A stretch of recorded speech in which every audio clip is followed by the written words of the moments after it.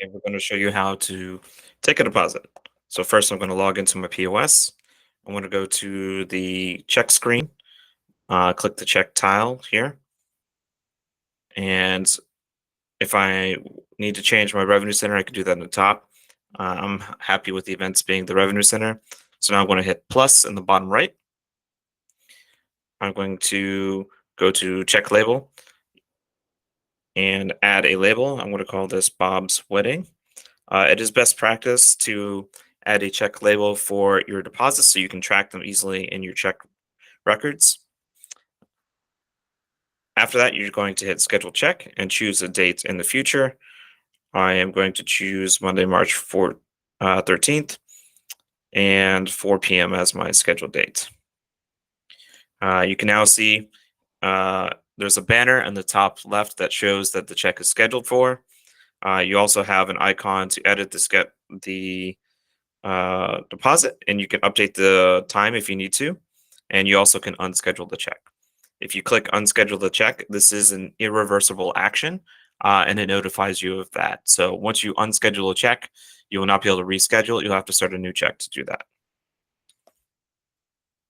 All right, so I'm going to click out of that. If you'd like, you can add menu items to the check, but they are not mandatory. So in my case, I'm not going to add any. I'm just going to go to the pay screen. And in this case, for me, I'm taking a deposit through Triple Seat. So I'm going to use other payments. Credit card and cash are also available if you need to do that.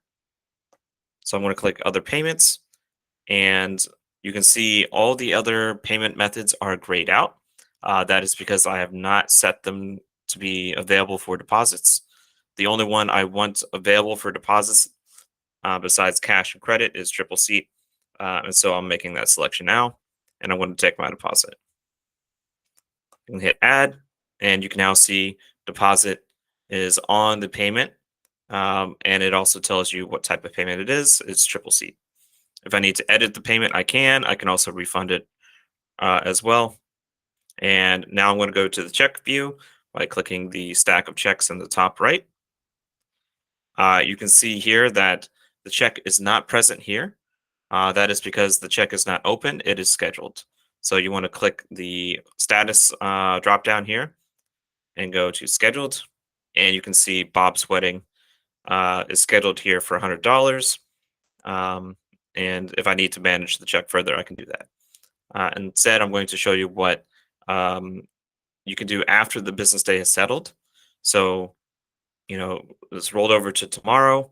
I'm going to click into my check and I go to the pay screen to manage my payments. And now I have two different payments on this check just to give you something to look at.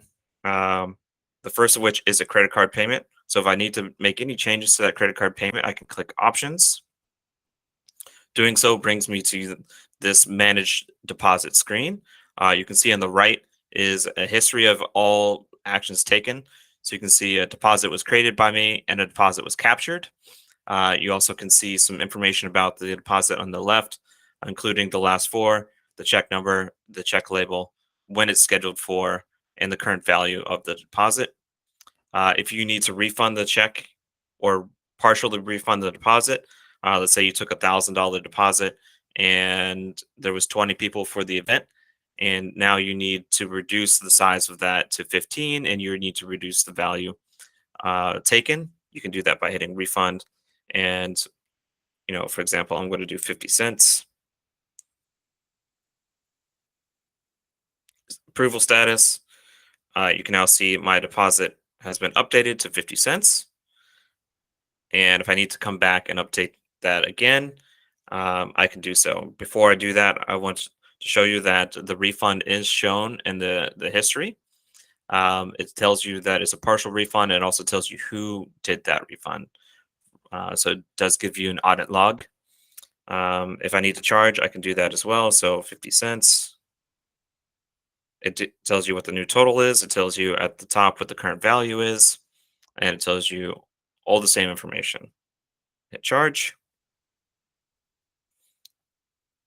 And now, because I'm updating this deposit on a different business day, it's going to show you an additional deposit now. And so this is expected behavior. This deposit has not settled yet. When it does, it will also go into the same uh, yellow deposit screen, just as this one, the first one is. If I need to refund it right now, I can. The original deposit will remain. So you can see the original deposit stays. I can also refund this triple seat deposit if I wanted to, and it does not affect the deposit itself. One last thing to talk about here, well, two last things. Print history will print everything you see on the right here. So any deposit amounts that are captured will be present, as well as any refunds. And you also can allocate tips. This has to be done on the day of. But for example, if you have $100 uh, deposit and you want to allocate $10 of it to a tip, you would have $90 to the base check and $10 to tips, and it would show that here in the deposit screen.